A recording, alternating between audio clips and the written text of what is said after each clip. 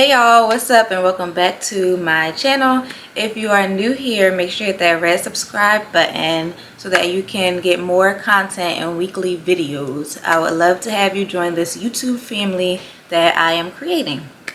So as you can tell by the title of this video, today I'm going to be talking a little bit about my pregnancy experience and then also the birthing experience that I had with my son. So those of you who have been keeping up with my channel and my videos, you guys know that I am currently pregnant.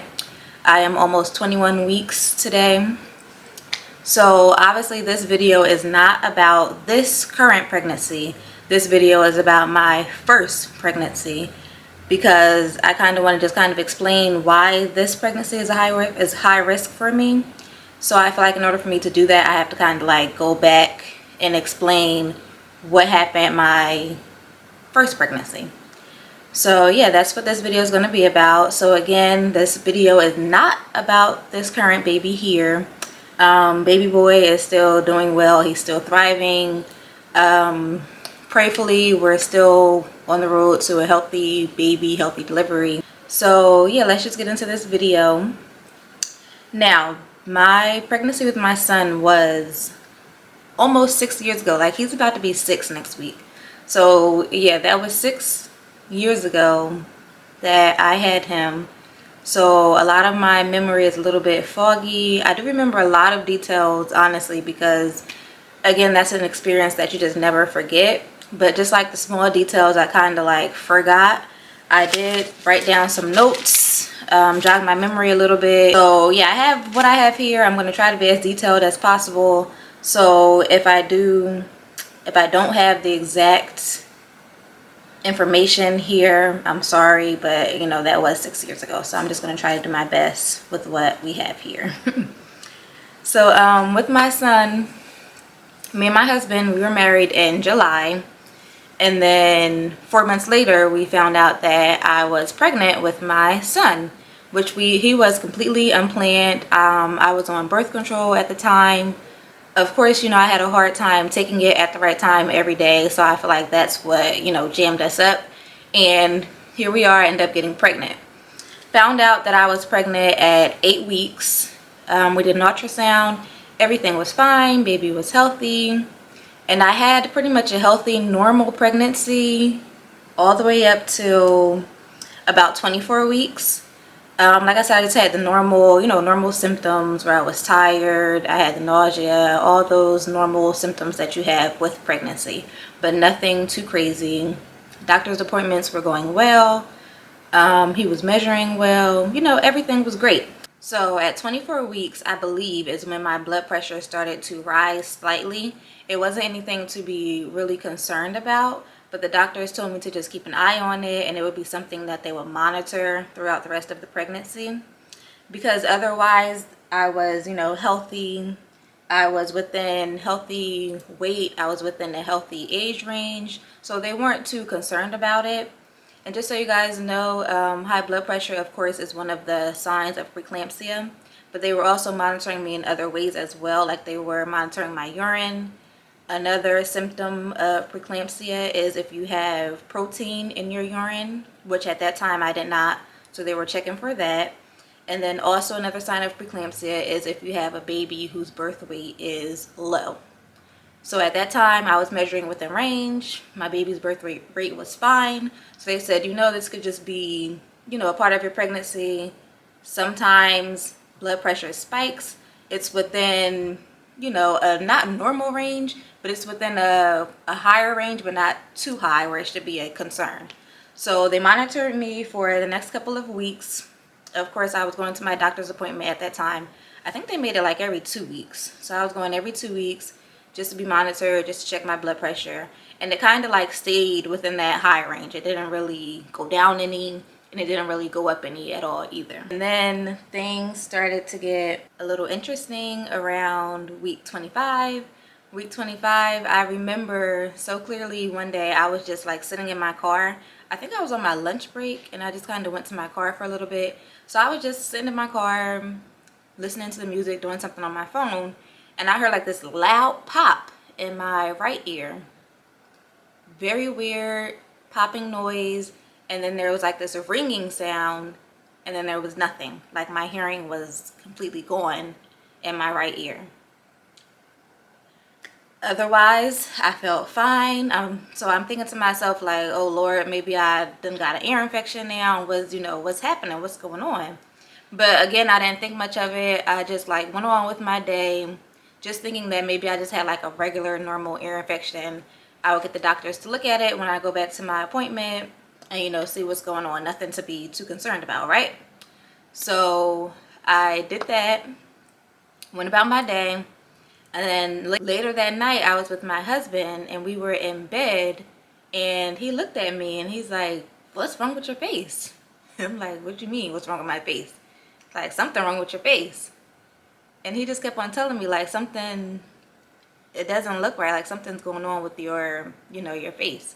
So I look in the mirror and I did notice that my face, my right side, like my mouth was droopy a little bit. And then my eye was kind of like a little bit lazier than usual on the right side. So like it was just really weird. But again, I didn't think anything of it because I'm like, well, I feel fine. I don't think that there's anything too concerned to be about. Maybe I'm just really tired. I just need to get some sleep and we'll, figure it out in the morning. So went to bed, went to sleep, got up that next morning. I had to get to work. So I'm just like getting ready for work, rushing. I didn't really like take the time out. Of course, I looked at myself in the mirror as I was getting ready, but I didn't really like take the time out to like really examine my face and to see like what was going on. And then also at that time too, where I was working at, I didn't really have too many days left where I could keep taking off days.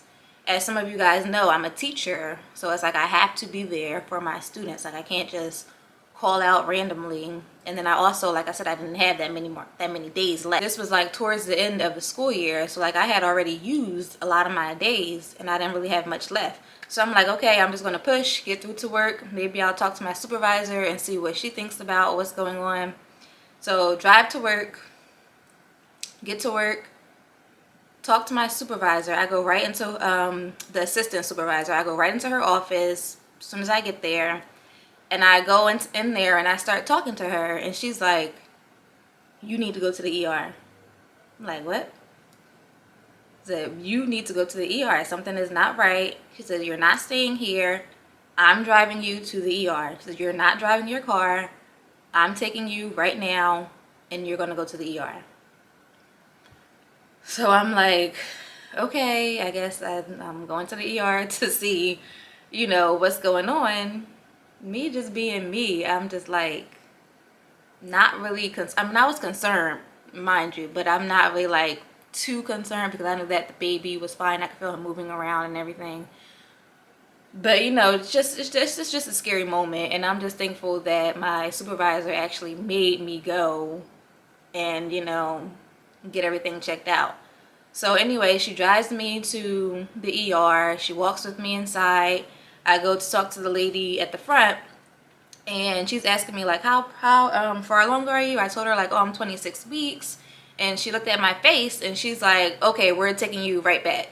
So she took me right back to the back. Mind you, there were lots of people waiting, but she just like, no, we're taking you right to the back.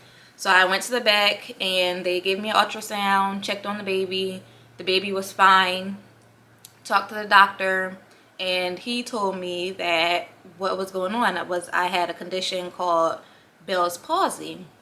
So I looked up the actual definition for what Bell's palsy actually is. And Bell's palsy it's a very rare condition. It is sudden weakness in the muscles on one half of the face. So it kind of mimics a stroke where like your muscles on either the left side or the right side of your face weaken. And you can no longer blink your eye. You can no longer, like if you smile, you kind of have a droopy smile. And you just lose all function on one side. And it completely clicked to me when I was sitting in my car and I had that ringing noise in my ear. It was starting then. I lost my hearing on that side. I lost the function of my muscles and my mouth and my eye. Like my eye would not close, and I looked crazy. But yeah, so he actually told me that there's nothing that they can do about the Bell's palsy. It's just something that kind of goes away on its own. He did prescribe me some steroids to help with the muscle function, to help me get some movement back into my face, which I honestly don't think that they did anything at all. But a lot of times they say that with Bell's palsy, you can have that for months, you can have it for years. Like, it really just depends on the person's body and how they recover from it. So it all depends on the person. Now, me being me, I'm like, this is crazy. I can't walk around looking like this. I'm a school teacher. Like, I had to go to work, and the kids are looking at me and asking me, like, what's going on? What happened to you? You know how kids are. They're going to be honest. They're going to be truthful with you. So with me, I just did everything that I could possibly think of. I researched. I took my steroids. I learned different facial exercises that I could do to help my muscles to, you know, get back their movement. I learned that chewing gum was also really good to help work the muscles in your face. And I would say within maybe 3 to 4 weeks, I had my complete control of my muscles back, thank God. But during that time, it was still a very, very trying time. I'm just thankful that my son, during that time, he was not affected by anything. It was just more so me having that condition on the outside. So I'm very thankful for that. Now, I'm told that there's no real cause for Bell's palsy, that it's actually just unknown for why it happens. Sometimes they believe that it can be a viral infection, and I was told by the doctor that it could be Lyme's disease, that maybe I was bit by a tick, and, you know, I got Lyme's disease, and then that was the reaction to the virus. But I was tested for that. Everything came back negative, and I was fine. So what I'm thinking is that my body just had a lot of stress on it with the pregnancy, and this is how my body was reacting to it. So that's just what I believe. I may be completely wrong, but, you know, it's never happened to me before, so I'm guessing that's what it is. And then I also read that it is more common in pregnant women. So yeah, that's why I came up with that. So I continued on with my pregnancy. Again, that was at 26 weeks. So I continued on week by week. I was going to the doctor's office. They were continuing to monitor me. My blood pressure was still within the high range, but there were no other signs of preeclampsia. So again, they continued to monitor me. Around this time, I feel like I started to have headaches. I started to have the blurry vision. There were times where I went to the emergency room. I think maybe twice I went to the emergency room because I just didn't feel good. I felt like something was wrong, and I just wanted to make sure that my baby was safe. So I found myself in the emergency room, you know, where they told me that I'm dehydrated and that my blood pressure is really high. So eventually, around 31 weeks, they did decide to put me on a blood pressure medication, which I did not like this medication at all. And I'm sorry, you guys, I cannot remember the name of it, but this blood pressure medicine is supposed to reduce blood pressure, and it did not really do what it was supposed to do the way that it should have.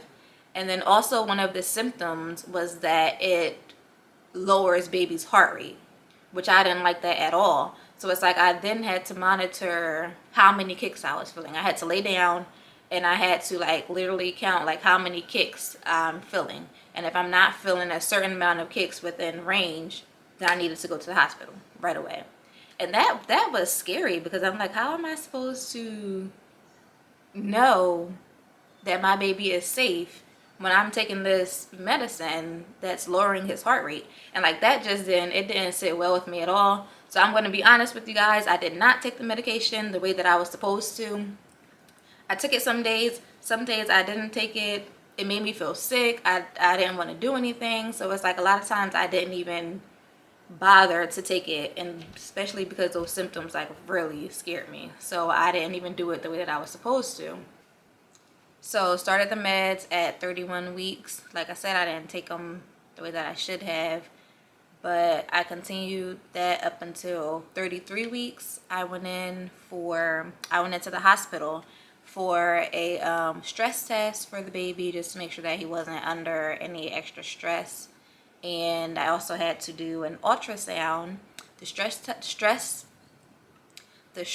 test came back good. Everything was fine. He was moving around enough, and his heartbeat was good and within range. But then my ultrasound, they noticed that he was measuring smaller than usual, and that is also another sign of preeclampsia. When the baby does not measure within growth range, they usually range smaller. I remember that they gave me a urine test. Now, this was not just any like pee in the cup, let's check your urine type test. No, this was like they wanted me to collect my urine over a period of 3 days. So I believe this was on a Friday that I went in. And they gave me this big old jug, and every time I had to pee, I had to collect the urine in the jar, and I had to carry that around with me everywhere and make sure every time I had to use the bathroom I was going within this jar, and I had to keep the jar refrigerated. So that was a whole mess, crazy, trying to make sure that I'm peeing in the jar every time and then putting the jar in the refrigerator. So I did that for a period of 3 days. And now I learned that the reasoning for this is because you can have urine without protein at one point, and then you can go the next day and then there's protein in your urine, and then the next day maybe there's no protein in your urine. So they wanted to collect it over a period of days to make sure that there was no protein altogether. So I did that Friday, Saturday, and I think half a Sunday, because I remember I went to the hospital on a Sunday to actually drop off the jug. So I dropped the jug off at the hospital. I guess they did whatever they had to do in the lab, and then that Monday morning, they called me to come back in. So I go in to the hospital, and they explain to me, there's protein in your urine. At this point, your baby is not measuring within range. He's measuring a lot smaller. And then also your blood pressure is still elevated. So at this point, it's pretty much confirmed, like, okay, you have preeclampsia.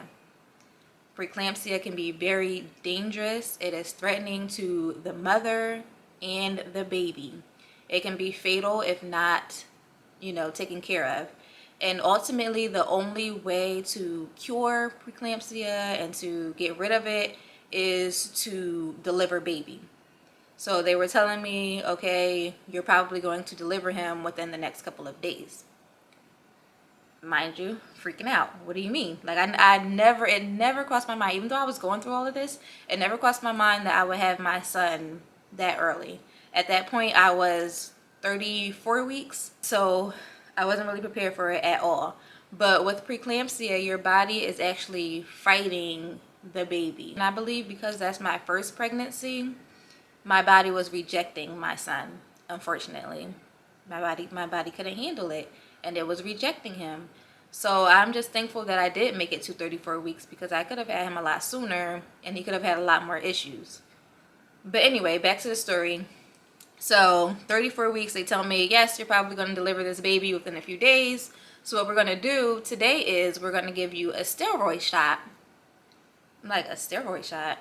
They're like, yes, you need to have a steroid shot, because at this point in your pregnancy, your baby's lungs are not fully developed. So there's a high chance that he will come out and he will not be able to breathe on his own. There's a high chance that he will need to use a CPAP machine for, weeks until his lungs develop. So I'm like, okay, let's do the steroid shot. Y'all, this needle was the biggest needle I've ever seen. It had to be about this long. And she told me normally you can either get it in your thigh or you can get it in your butt. And she was explaining to me that if I get it in my leg, it can be a lot more painful. It'll be painful for me to walk. So she highly recommended that I had it in my butt. So of course that's what I did, and it was very painful. But I feel like because there's more muscle, more cushion back there, it wasn't as painful as it would have been in my thigh. So yeah, we did that, and they actually sent me back home, and they told me to come back in on that Tuesday. So we go home, packing up my bags, getting the hospital bag ready, getting my husband ready. At that point, we weren't sure what was going to happen at the hospital. Like, they just told me to come back to the hospital. I didn't know what was going on. They didn't tell me I was going to be induced. They didn't tell me that I was going to be, you know, sent to stay there overnight. They didn't tell me anything. They're like, just come back tomorrow and then we will go from there. So go back to the hospital Tuesday morning, maybe around like 10, 11 o'clock. Go back to the hospital. They continue to monitor me. They're doing some more tests. They're doing more stress tests. And, you know, some couple hours go by and really nothing is happening. And then eventually they do come in and they tell me like, okay, this is it. We're going to induce you. We have to induce you. We have to get this baby out. We have to make sure that baby is safe and that mommy is safe. So, okay, let's go. They induce me. They give me my Pitocin through the IV to help start contractions. That was fine. They gave me a catheter, which it wasn't that painful. Surprisingly, it wasn't painful at all. I'm not even sure why they gave me a catheter, but they did. And then they also broke my water at some point. So I was going through all of that, went through the labor. Now, mind you guys, this is my first pregnancy. I did not plan for delivery at all. Like, this was on my part, my fault. I was not prepared. I was not ready. I did not know what to expect. I feel like doctors were talking to me. I did not know what they were saying. Like, I didn't understand the terminology. I didn't research at all. Like, to me, I just felt like, okay, I'm going to go in this hospital. I'm going to push this baby out, have this baby. But there was so much more that goes into giving birth. And I feel like I'm so much more knowledgeable about the kind of birth and the kind of experience that I want to have with this child, that I can kind of prepare myself for that, and I kind of understand what's happening a little bit more. So again, going into this pregnancy, I didn't ask a lot of questions. I just kind of like did what the doctor said and went about it that way. And I knew for a fact that I did not want to be in any severe pain. Like, that scared me. I was scared. Like, I didn't want to be in any severe pain. So in the beginning, my contractions were manageable. Actually, the whole time that I was in labor, my contractions were manageable. I didn't give myself that time to feel enough pain, you know? And I was told by lots of people, like, oh, if you're going to get the epidural, just do it. Just do it before you feel too much pain. And that's what I ended up doing. And I honestly feel like that is one of my mistakes, because from there I feel like things went left after that. And I don't know if it's because of the epidural, maybe not, I don't know. But it was after that everything, you know, started to happen. So again, I'm going through the contractions. They're fine, they're manageable, but like I said, I want the epidural. So they give me the epidural. At this point, I think it was late. It was getting close to maybe about 10, 11 o'clock. And at that point, the anesthesiologist came in. He gave me my epidural, which was very painful. I feel like he didn't put it in the correct spot, because once it was already in, he took his hand and he started like moving it over, and that was like even more painful than actually having the actual epidural. So once I got that, the pain, I feel like I still felt pain, but again, it wasn't that severe to where I can't manage it. So that night we actually went to sleep. And I'm sorry, I don't even know if I said it, but they took me into the delivery room at this point, and I actually had my husband there, my mom was there, and then my mother-in-law was also there. And it was late at night, so again, I was in the bed, so I laid down to try to go to sleep. And I had my mother-in-law, my husband, and again, my mom. They were all on the couch. And so I'm laying down. I went to sleep. I did doze off eventually. And then out of nowhere, monitors going off, monitors. And I didn't know what was happening. And then the nurse comes running in and she's like moving me around. She's flipping me over, moving me from one side to the next side. And again, I still had no idea what was going on. I'm like, what's happening? What are you doing? And then I finally realized, like, oh, my son's heart rate is like dropping fast. Like it was dropping. And she's like, she's moving me around, find the heart rate, trying to put me in a better position to where, you know, maybe it would help my son's heart rate to increase back to normal. But nothing was working. So she goes running out and she's in the hallway. She's like, open up the OR, open up the OR. And again, I'm like, OR, like what do you mean OR? Like, what are you talking about? Like, I feel fine. I said, we're gonna push this baby out. Like, I'm, you know, not really thinking. And then she comes to me and she's just telling me, like, breathe, deep breathe. And she put an oxygen mask over my face. So I'm like doing my deep breaths, breathing in and out, trying to get the oxygen to my baby, trying to make sure that he is safe and that he's okay. And at that time, as they're wheeling me out, like, I see my husband, he's walking back and forth. And then I see my mom, she's like running out, running out into the hallway, and she's screaming for the doctors and the nurses to hurry up and to, you know, get into place and do what they need to be doing. And then I have my mother-in-law, and I remember that she actually held my hand. She grabbed my hand and she told me, she's like, you're gonna be okay. And so from that, that's all I remember. They wheeled me out into the OR. My husband could not come back with me. I was there by myself because it was such an emergency. And I have like doctors all around me. I don't know what's going on. I'm like, is my son gonna be okay? Am I gonna be okay? Like, it was just a scary moment. And it still makes me sorry, y'all. It still makes me emotional till this day, because it's like my son, he may not have been here if like they were a second too late. I may not be here. Like, this was something serious. I've never been through anything like this in my entire life. And